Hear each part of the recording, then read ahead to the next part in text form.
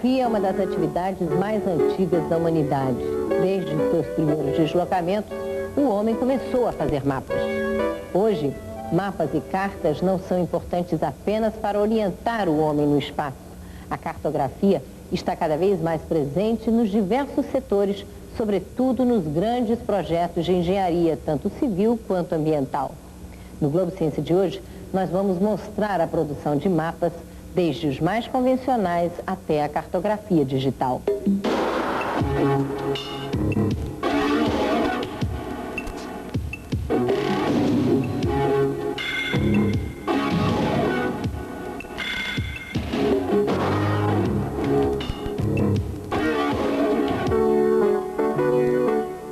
Os especialistas dizem que a cartografia é arte, ciência e técnica.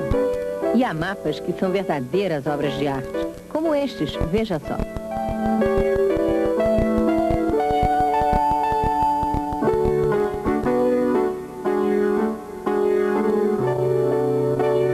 Eles pertencem ao acervo da Mapoteca do Ministério das Relações Exteriores, localizada no Palácio Itamaraty, no Rio de Janeiro, que reúne 40 mil mapas do mundo inteiro, desde os mais antigos até os mais recentes.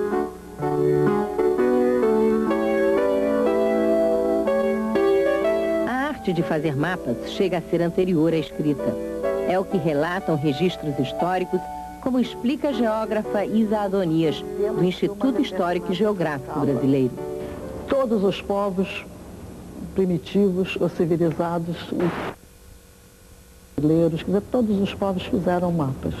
Porque o homem sempre teve necessidade de representar a paisagem para se situar ao deixar o seu ambiente para procurar a caça ou pesca e poder voltar ao seu ambiente. Por um lado, a cartografia tem sua história. Por outro, os próprios mapas são uma fonte de pesquisa histórica.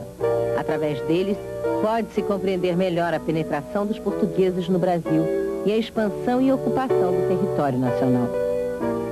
O Brasil tem uma cartografia muito rica, desde a época dos descobrimentos. Quer dizer, o próprio descobrimento de Cabral e os descobrimentos feitos pelas expedições exploradoras da costa estão registrados em mapa, desde essa época.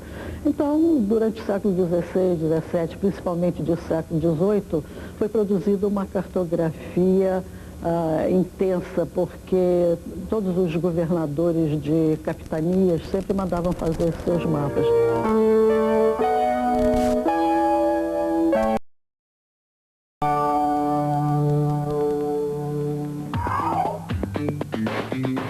Hoje em dia, a cartografia conta com os mais sofisticados recursos da tecnologia.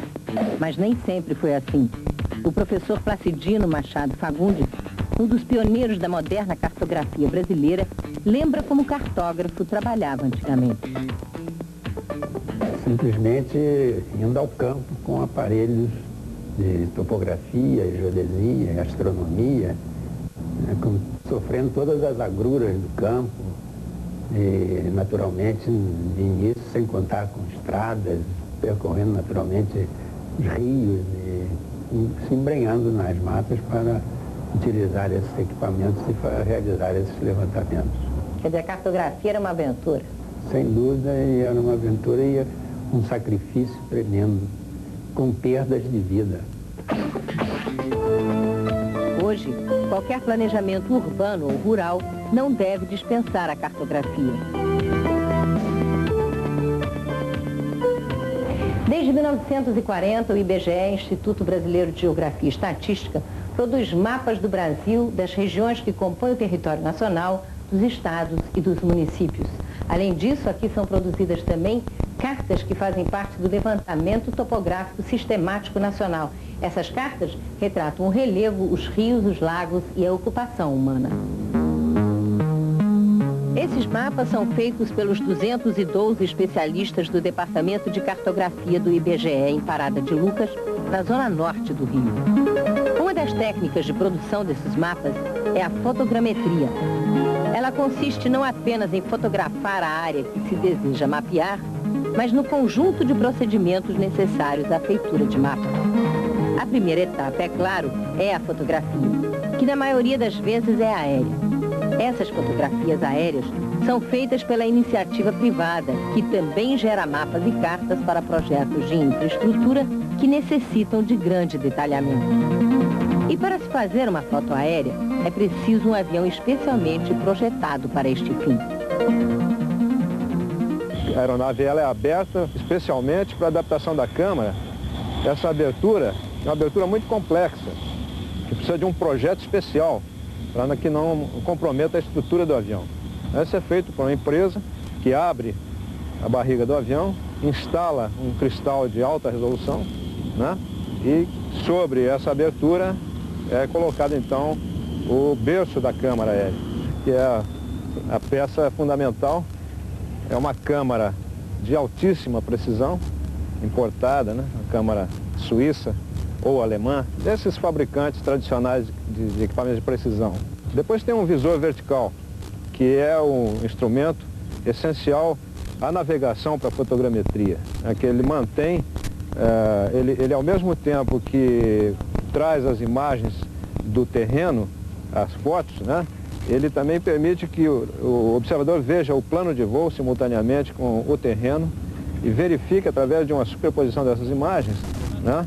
Verifique os erros de navegação e faça as correções durante essa navegação, durante a tomada das fotos.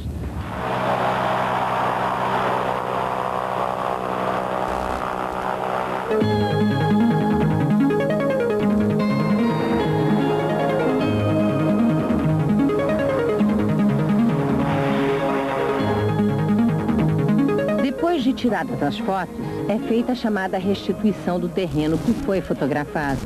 Este trabalho é realizado nestas máquinas chamadas restituidores.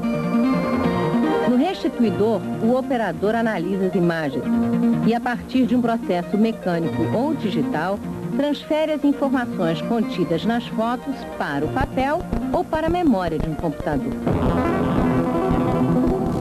Na produção de mapas e cartas, o apoio de campo é fundamental. Ele é dado pela geodésia, que é a atividade de medição da superfície da Terra. No Brasil, o sistema geodésico, que é coordenado pelo IBGE, tem 65 mil pontos já marcados. Eles são protegidos por lei, porque são indispensáveis para estabelecer uma referência do terreno que está sendo mapeado. Essas coordenadas são basicamente para qualquer tipo de obra de engenharia de grande porte, a exemplo de Itaipu e outras tantas que já fizemos, e também para a cartografia, como elemento básico para mapeamento. A geodésia é a malha básica para a cartografia, sem a qual não só a cartografia, como também redes de comunicação e todas as obras de engenharia não existiriam. Durante a coleta de campo, também são classificados os acidentes geográficos, naturais ou artificiais, que é tudo aquilo criado pelo homem, como estradas, represas, igrejas e casas. Sem a coleta de nomes, os mapas seriam mudos. O apoio de campo é um fator muito dispendioso na cartografia, mas já existe no mercado o aerotriangulador, que reduz a necessidade do apoio geodésico. Algumas empresas privadas dispõem desse equipamento. O aerotriangulador é um equipamento que permite reduzir significativamente o apoio geodésico de campo, porque ele é um equipamento fotogramétrico agregado, acoplado a um sistema de computação eletrônica que permite que nós montemos um modelo matemático espacial. E esse modelo matemático, ele precisa apenas de uma série muito pequena de pontos de apoio de campo, para que a gente possa, então, com programas especiais, determinar todos os apoios de campo necessários à restituição, que seriam feitos diretamente no campo. Mas com a aerotriangulação a gente consegue fazê-los em gabinete. Numa terceira etapa, o original vai para o preparo da impressão. Aqui é feita a separação dos elementos através das diferentes cores do mapa. Dessas pranchas é que saem os fotolitos que vão para a impressão. Uma outra técnica utilizada pelo IBGE na produção de mapas é a compilação cartográfica. A compilação cartográfica consiste na produção de cartas e mapas a partir de outras cartas em escalas maiores, que são selecionadas, atualizadas, reduzidas e montadas na nova escala. Além dos processos de compilação e restituição, o IBGE se prepara para introduzir novas técnicas. Basicamente, o que nós estamos fazendo hoje é criando as metodologias necessárias para substituir os processos convencionais de produção cartográfica por processos que incluem o uso de computadores. O que nós vamos estar fazendo é convertendo os mapas que já foram produzidos convencionalmente para o meio digital, usando um recurso chamado digitalização, e também transformando os processos de restituição fotogramétrica para processos cujos resultados sejam dados armazenáveis em um computador. Do processo como um todo, o que se procura é, usando os computadores, o seu poder, digamos, de processamento, agilizar o processo de produção cartográfica, além disso, trazer flexibilidade para as informações cartográficas, ou seja, nós pretendemos criar condições para que possamos gerar vários subprodutos que hoje não são passíveis de ser produzidos a um custo aceitável a partir dessa tecnologia. Atualmente, o IBGE está preparando o Atlas Nacional do Brasil, que vai ser lançado no ano que vem. Ele reúne informações físicas e políticas com várias pranchas de densidade populacional, recursos naturais, indústria, educação, clima e vegetação, saneamento básico, poluição do ar e da água e aspectos socioeconômicos, aproveitando dados dos censos feitos pelo IBGE. Ao longo de todos esses anos, o IBGE já produziu cerca de 3.000 mapas e cartas. Além disso, o IBGE produz as cartas SIM, Carta Internacional ao Milionésimo, de acordo com as normas estabelecidas pela Organização das Nações Unidas. Essas cartas são atualizadas a cada 10 anos. O IBGE produz cartas topográficas sistemáticas que variam, que configuram escalas de 1 para 25 mil, 1 para 50 mil, 1 para 100 mil e 1 para 250 mil. Isso pelo processo aerofotogramétrico.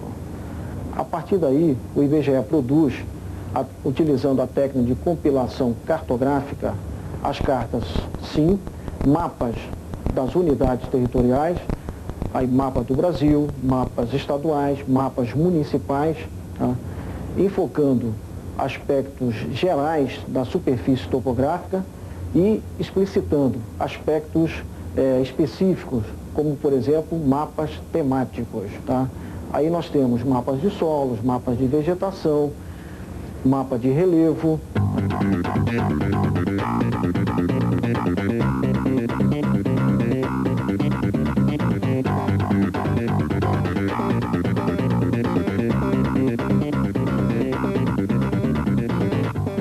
No próximo bloco você vai ver as imagens de satélite, a cartografia digital e as cartas náuticas. Depois do intervalo, voltamos já.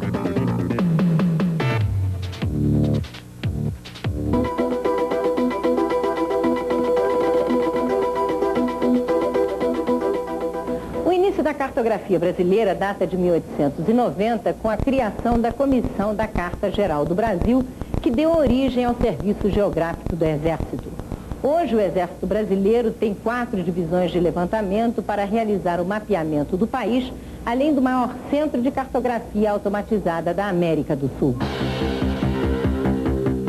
A diretoria do Serviço Geográfico do Exército divide com o IBGE a produção de mapas e cartas do mapeamento sistemático do território nacional.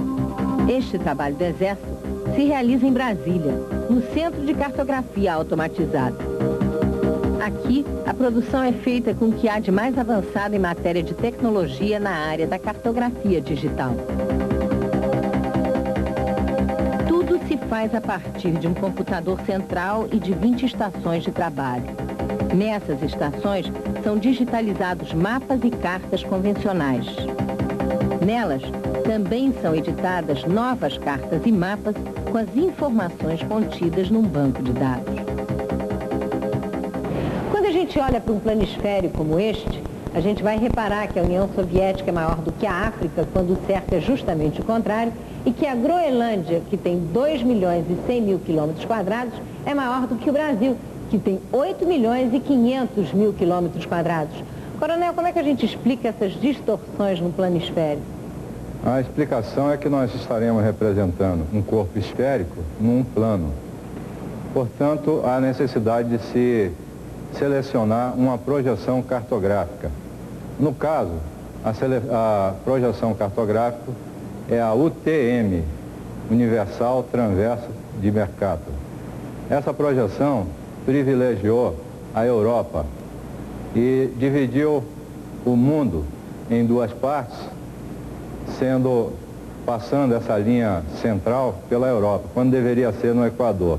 Com isso, todas as partes do mundo que estão ao norte da Europa tiveram suas áreas muito aumentadas em detrimento daquelas áreas que ficam ao sul do Equador.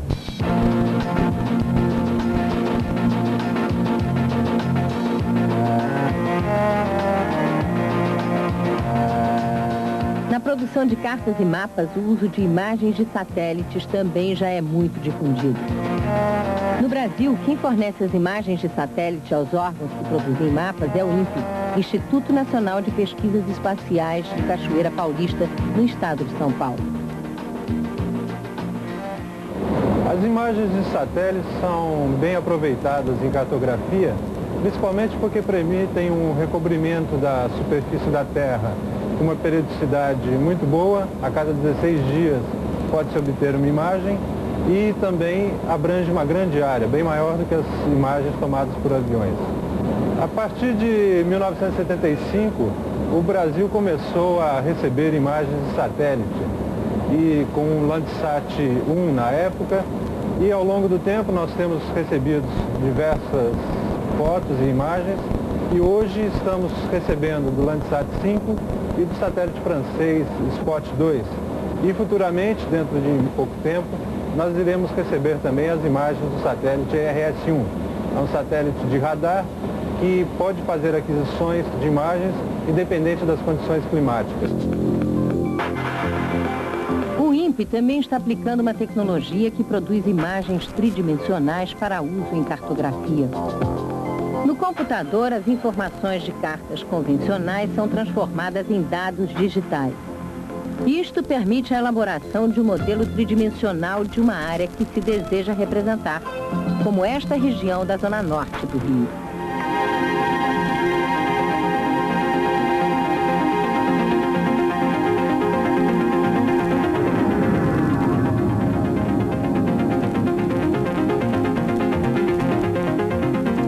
O desenvolvimento da tecnologia cartográfica está facilitando o planejamento urbano. É o caso da Prefeitura de Curitiba, que está utilizando o geoprocessamento no planejamento da vida da cidade.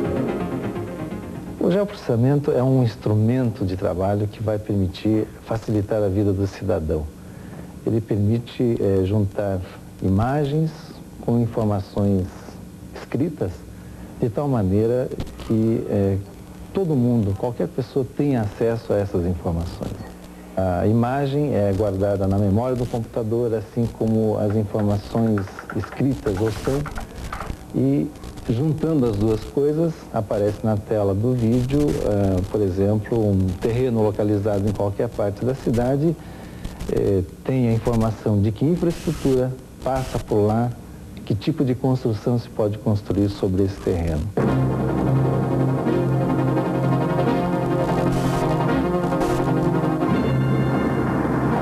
Da mesma forma como a cartografia terrestre é importante para qualquer tipo de planejamento, a cartografia náutica é importante para a navegação marítima e fluvial.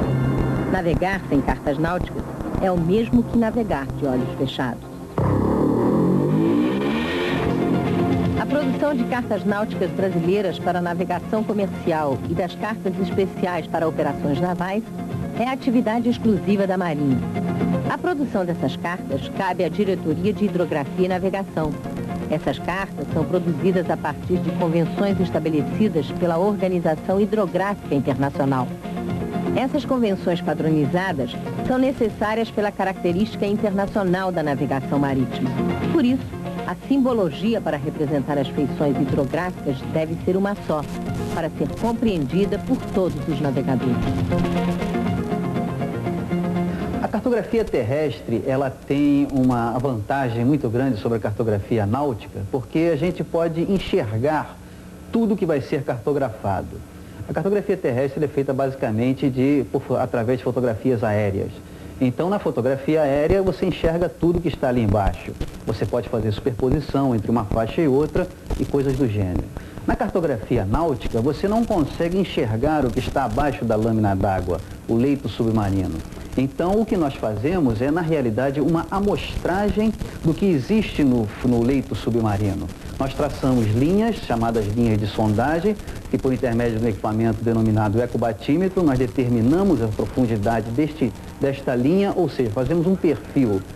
Fazemos uma outra linha ao lado dessa e assim sucessivamente até termos uma cobertura da área. Nós temos também a peculiaridade do mar ser muito dinâmico, não só devido às obras construídas no litoral, como também por decorrência do próprio mar. Com relação a rio, isso é muito mais acentuado, principalmente a foz do rio Amazonas, então, tem uma característica de alteração do seu leito e que chega até a causar que a carta náutica em vigor, um ano depois, ela se torna até um perigo à navegação, porque onde ela indica que no passado, passado recentíssimo, um ano antes, ela era um canal de navegação, era a rua por onde o navio poderia passar, hoje ela passou a ser um banco, passou a ser um perigo. Há 5 anos, a Diretoria de Hidrografia e Navegação produz cartas digitais.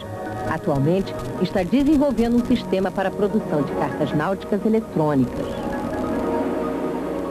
O propósito do estabelecimento da carta eletrônica, nós no momento estamos desenvolvendo processos para implantar isso, então é substituir a carta náutica em papel por uma carta num disquete ou num compact disc. Então, a navegação que anteriormente era feita por carta náutica em papel, réguas paralelas, listas de faróis para posicionamento no mar, tábuas de marés e tudo isso vai ser substituído pelo computador. Então, a bordo, o navegante teria um microcomputador ou uma estação de trabalho e ele colocaria a sua carta através de um disquete e assim acessaria bancos de dados onde ele obteria todas as informações necessárias para uma navegação segura, recebendo também a informação de satélite e também informações de radar, ecobatimetria, então a profundidade local, e ele faria a sua navegação toda automatizada. Este é o navio hidrográfico Almirante Álvaro Alberto. Ele é um dos navios da Marinha Brasileira que faz coleta de dados geofísicos necessários para a produção de cartas náuticas. Esse navio é uma plataforma coletora de dados batimétricos e esses dados são gravados juntamente com a posição do navio. São gravados em fita. Aqui nós temos um centro de processamento de dados, onde isso ocorre, e essas fitas são posteriormente mandadas para a Diretoria de Hidrografia e Navegação, que vai processar esses dados para finalmente chegar a uma carta náutica. Há 3 anos, a Diretoria de Hidrografia e Navegação da Marinha está trabalhando no levantamento da plataforma continental brasileira a partir das normas estabelecidas pela Convenção da ONU sobre o Direito do Mar. E nesse levantamento, as cartas náuticas são muito importantes.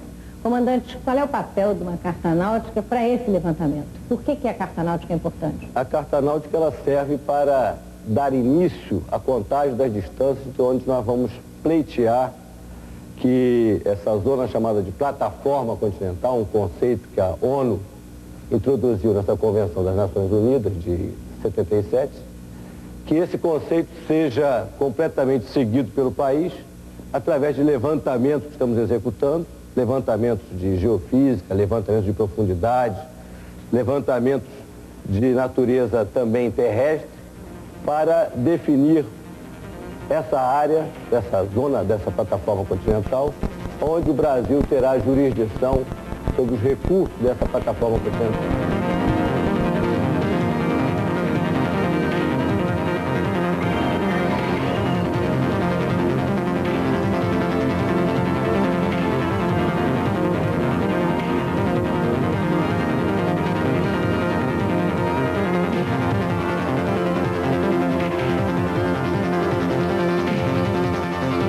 Apesar de toda a técnica e do conhecimento, o trabalho de mapeamento do território nacional ainda não se esgotou. Dos 8 milhões e 500 mil quilômetros quadrados, quase 7 milhões estão mapeados. O que falta é mapear detalhadamente uma parte da região amazônica. Na área da Amazônia, a partir do meados da década de 1975, até o meados da década de 85, através do plano de dinamização da cartografia, houve um investimento maciço em cartografia que culminou, com um mapeamento de grande parte da Amazônia. Hoje, nós teríamos que retomar o nível de investimento de maneira que nós possamos mapear todo o restante da Amazônia.